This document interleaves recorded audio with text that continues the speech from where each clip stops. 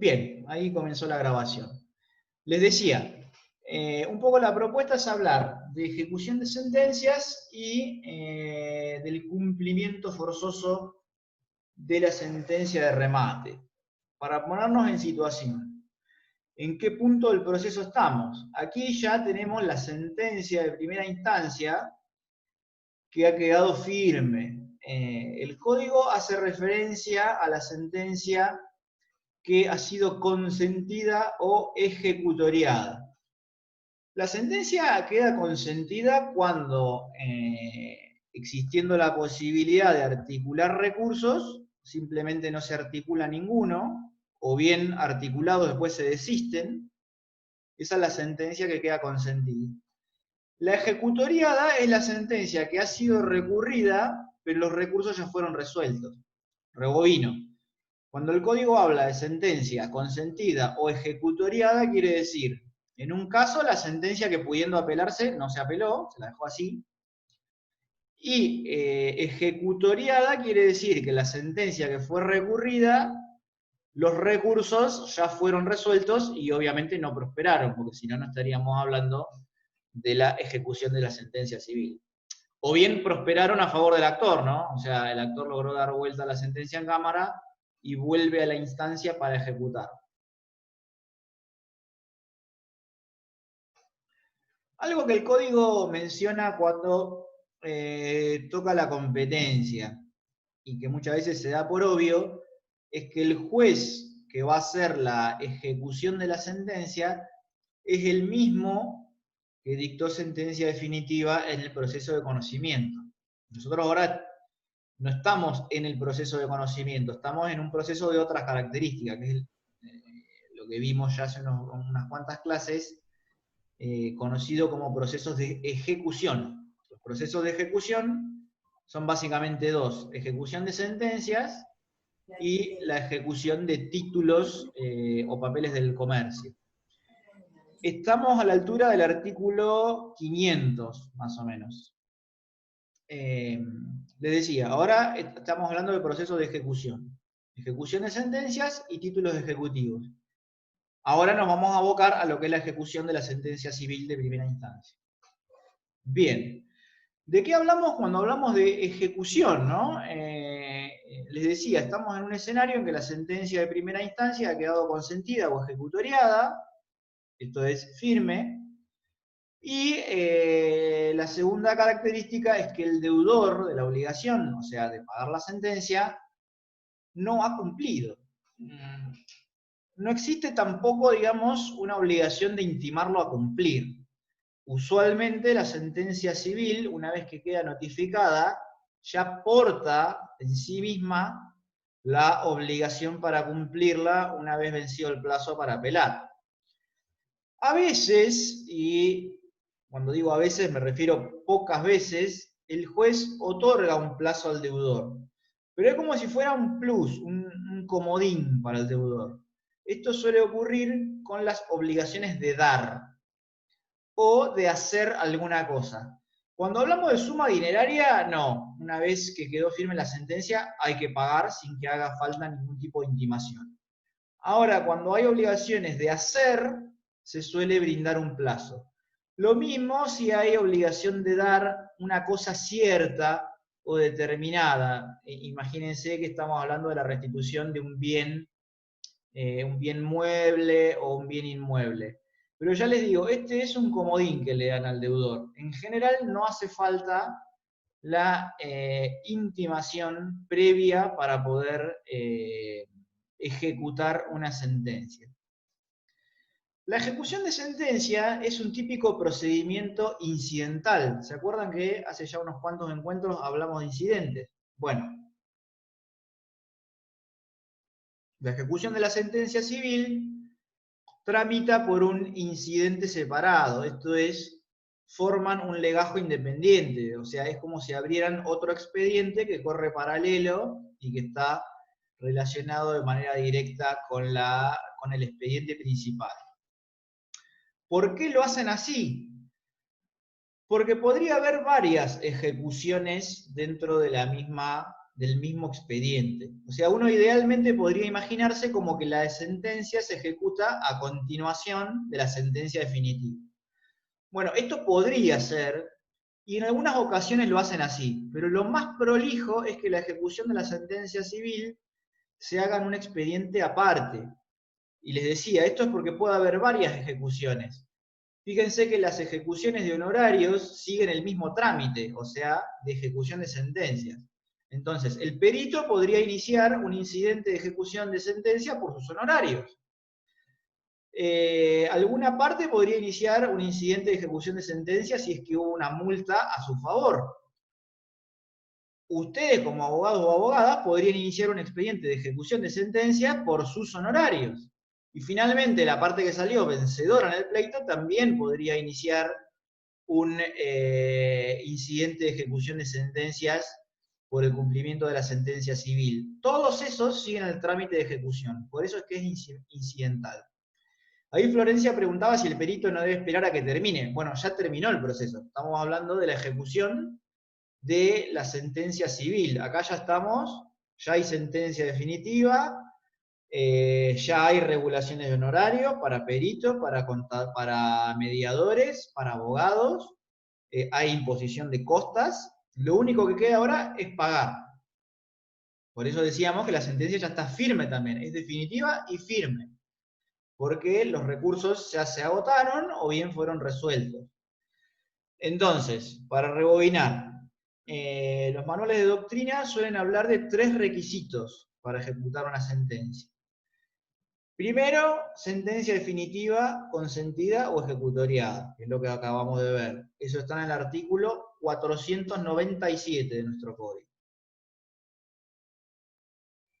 Segundo, si es que hubo un plazo para cumplir, ya debe estar vencido. Insisto en que esto no es obligatorio. A veces el juez se lo da, a veces no. Y finalmente, algo que es muy importante y va en línea con un principio procesal que vimos al comienzo, es la solicitud de parte. Esta es una típica aplicación del principio dispositivo. Solo se ejecuta una sentencia civil a pedido de parte. Ya dijimos que el juez competente es el mismo que dictó la sentencia definitiva. Bien, ahora, y esto quizás es un poco lo más complicado del procedimiento, es ver todos los pasos hasta la famosa sentencia de venta, que es el nombre que le da el Código Procesal a la sentencia que ordena llevar adelante el remate. Vamos a tratar de ir despacio porque para complicar todavía más este segmento del proceso, el código asigna algunos nombres medio raros que vamos a ir tratando de ver qué quiere decir en cada oportunidad que nombra alguna cosa media extraña. Bien, empecemos. El procedimiento va a tener distintas modalidades según el tipo de bien. O sea, cada sentencia de condena, está claro que partimos de la base de una sentencia de condena, ¿no? Si fuera una sentencia absolutoria, no habría ejecución de sentencia civil. La sentencia de condena puede tener varias modalidades, según la prestación que el juez obligue a hacer al vencido. Lo más común es que el juez lo condene a dar una suma de dinero, pero podría ser que lo condene a dar una cosa cierta, o una cantidad determinada de cosas, qué sé yo, oveja, grano, ganado. O bien podría ser que el juez lo condene al vencido a alguna obligación de hacer. Entonces, esa obligación de hacer, como por ejemplo la de escriturar, fíjense cómo en abstracto suena medio raro, pero hay varias obligaciones de hacer. Una podría ser la obligación de escriturar.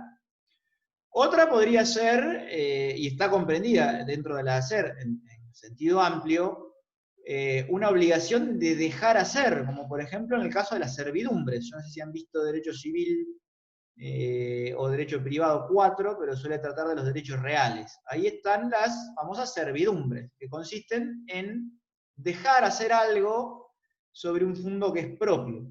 Esa sería de dejar hacer. También habría obligaciones de no hacer o de abstenerse de hacer.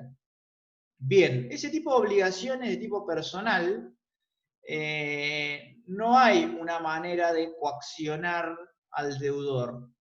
Hay dos posibilidades: o se hacen a cargo de un tercero, o bien se vuelven de cumplimiento imposible y se resuelve en una obligación de pagar dinero. ¿Vieron cómo se empieza a complicar desde el arranque? O sea, me siguen hasta aquí, ¿no? La sentencia de condena puede ser a dar cosas, o puede ser a hacer o no hacer algo.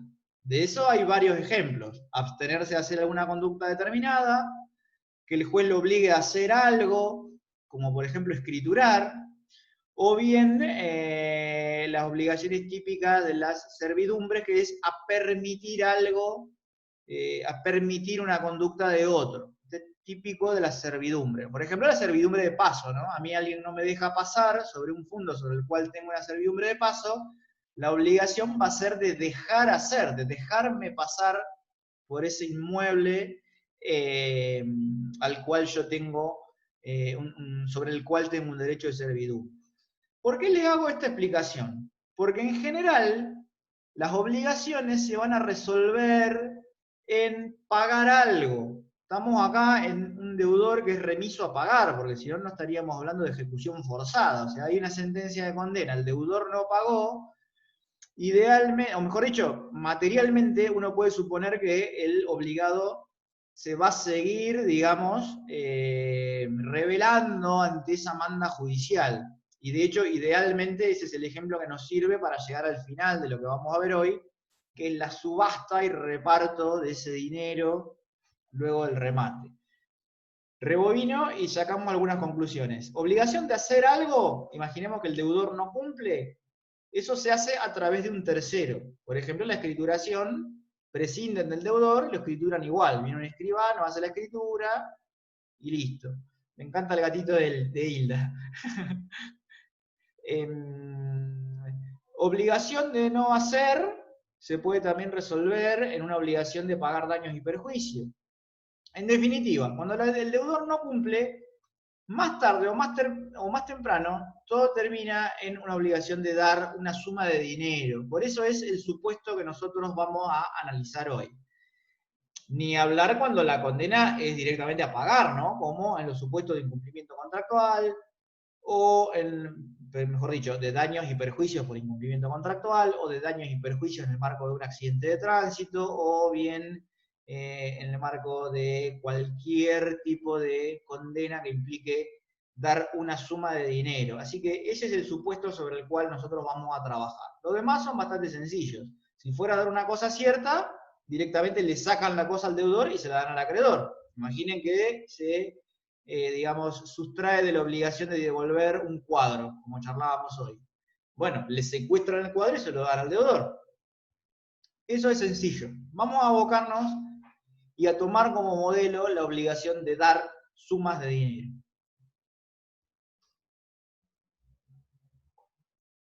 Bien, hecha esta introducción, ¿qué nos dice el Código Procesal?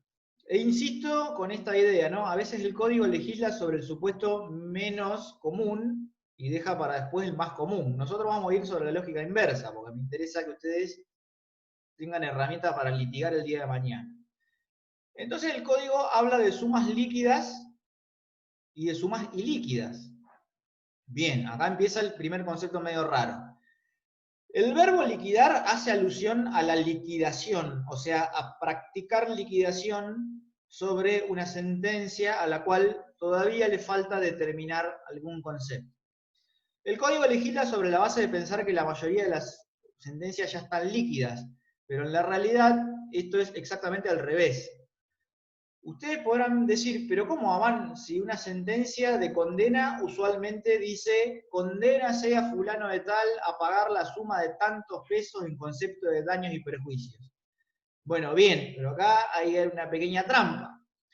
¿Por qué no está líquida por qué no es líquida este tipo de sentencias? porque falta adicionar intereses y costas. Entonces, es muy, muy, muy raro, por no decir, yo en la práctica no lo vi nunca, una sentencia que sea 100% líquida. Porque toda sentencia todavía le falta adicionarle intereses y costas. Y este es el procedimiento al cual hace referencia el código cuando habla de liquidación. Rebobinamos. Puede ocurrir dos cosas: que la suma esté líquida o que la suma no esté líquida. Lo más normal es que no esté líquida. Si está líquida no hay problema, directamente se traba el embargo sobre algún bien del deudor y se sigue adelante con el proceso. Ahora, cuando la suma es ilíquida, o sea, casi todas las veces, previamente hay que practicar liquidación. Entonces, ¿qué es esto de la liquidación? En este punto, obviamente ya hay sentencia definitiva, ya el juez fijó el monto. El acreedor, o sea, el que ganó el juicio, lo que debe hacer es hacer un cálculo sobre los gastos que hizo durante el proceso, estas vienen siendo las costas, sumarle los honorarios, ¿no?, de su abogado y eventualmente lo que gastó en un perito, lo que haya gastado en pago de tasa de justicia, etcétera. Todo lo que ya vimos que integra el rubro costas, ¿no? Esto el acreedor, o el que ganó el juicio, mejor dicho, lo vuelca en un escrito, o sea, practica una cuenta, donde explica punto por punto cómo llegó a cada monto. Incluso va con justificación de gastos, va con documental. Por ejemplo, si tuvieron que mandar una carta documento para constituirlo en mora, acompañan el ticket que les dio el correo con el gasto que implicó esa carta. Si hicieron un adelanto para gastos al perito, llevan el recibo que les extendió el perito en el momento que les agarró el dinero. La regulación de honorarios surge del expediente. Y después, sobre cada rubro, se computan intereses. O sea que por la indemnización principal van intereses. Por los gastos que hicieron, van intereses desde el momento que se hicieron. Y así con todo. O sea, es un escrito, no digo complejo, pero que les va a llevar un trabajo. Sobre todo porque hay que explicar cómo llegaron a cada suma. O sea, esta es la famosa liquidación, que es de corte incidental también, pero acá hay una particularidad. Esta se hace a continuación de la sentencia definitiva, o sea, no hay un expediente aparte para hacerlo. ¿Por qué es esto? Porque es una incidencia que suspende el curso del proceso principal, o sea, no hay nada para hacer después de la definitiva. Lo único que queda es liquidación, por eso que no se abre un expediente aparte. Esto viene a ser como si fuera un incidente preliminar o previo a la ejecución de la sentencia. ¿Me siguen hasta aquí? Se va poniendo cada vez más complejo. ¿Vieron? Tenemos sentencia definitiva. A continuación de la sentencia definitiva se practica la liquidación, o sea, se hace la cuenta de todo lo que nos debe el deudor y se presenta en el expediente principal, no aparte. De esto, ahí Rosana levantó la mano. ¿Querés hablar, Ro? Profe, le quería preguntar, en esta liquidación que se tiene que hacer, ¿quién es el encargado de hacerla? ¿La parte actora lo tiene que hacer? Porque el juez que no la hace, o sea, dice, dicta sentencia, más costas y Muy buena intereses. pregunta. Muy buena pregunta. Eso está estipulado en el código. El interesado en hacerla, el interesado principal, obviamente es el que quiere cobrar, o sea, el vencedor. Pero el código le da la chance al deudor, después de 10 días, para hacerlo él. Esto es para que no se prolongue el proceso demasiado. Onda, primero la tiene que hacer el acreedor. Tiene 10 días para hacerlo. Si no lo hace, lo puede hacer el deudor para que el proceso no se dilate tanto y no esté con el hacha, digamos, sobre el cuello tanto tiempo. Hay un derecho del deudor para poder presentar liquidación. Ahí Mauro pregunta si se puede presentar en forma conjunta. No creo que haya un obstáculo para esto. Yo, la verdad, no lo vi jamás. Esto es como la demanda y contestación por presentación conjunta. Nunca visto. En fin, les decía, este es un procedimiento de corte incidental. ¿Por qué? Porque la presenta, supongamos que la presenta el acreedor.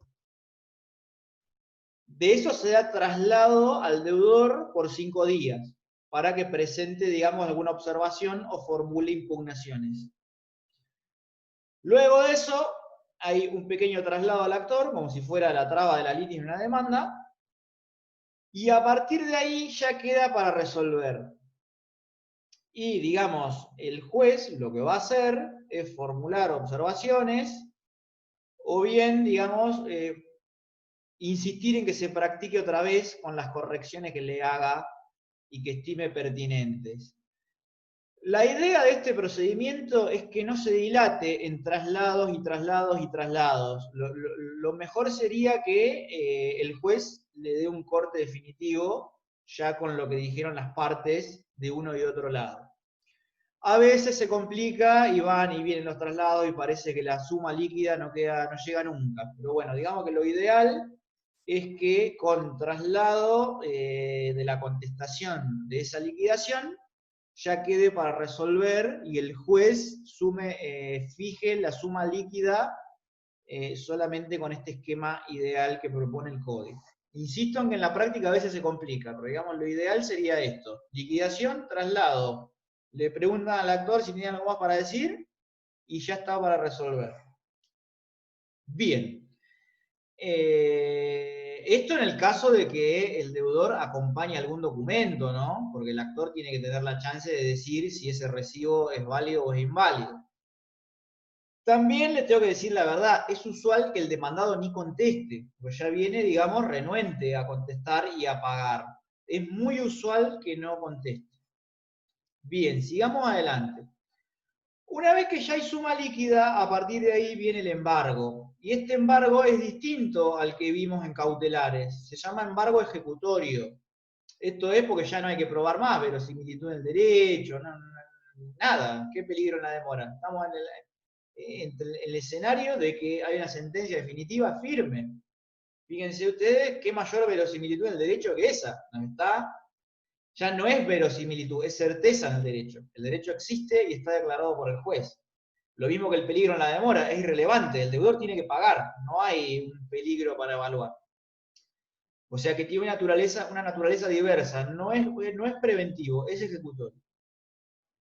Ya sobre un bien determinado, ¿no? Una casa, un auto, una cuenta bancaria, acciones. Bien, una vez trabado este embargo ejecutorio, y acá empieza la primera de las palabras o alocuciones medio raras. Una vez trabado el embargo, dice que se lo cita de venta al deudor. Bueno, este término raro de citación de venta, en realidad lo que quiere decir es que al deudor le dan traslado de la demanda de ejecución. O sea, la ejecución de sentencia es una demanda incidental como cualquiera. Hablando mal y pronto, es una demanda.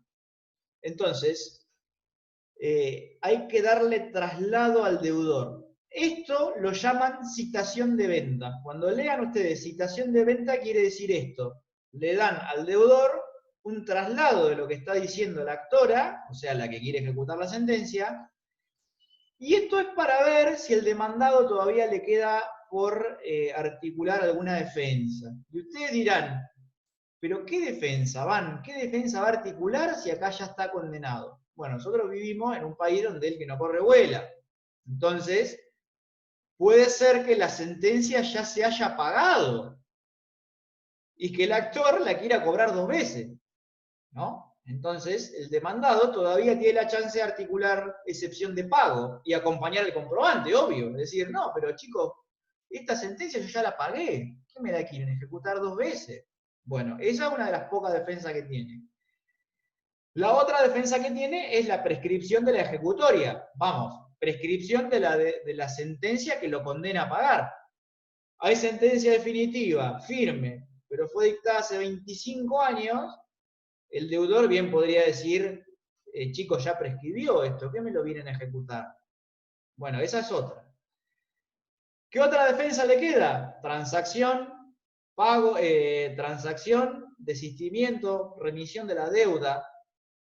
Siempre que conste en un instrumento. No vale decir, No, a mí el acreedor me perdonó la deuda y tengo 2 testigos. No, no, no. Hay que acompañar el instrumento donde te perdona la deuda. Queda 1 minuto, si se corta vamos al mismo enlace. Profesor, ¿serían las excepciones del 504? Exactamente. Esas son las pocas excepciones que tiene el deudor para oponer. 504. No tiene otras, son solo esas. Fíjense, acá hay una diferencia entre lo que veíamos con el proceso de conocimiento, ¿no? En el proceso de conocimiento se puede defender con lo que se le dé la gana. Acá no. Solo esas 4 o 5 que le da el artículo 503 que bien mencionaba Roxana.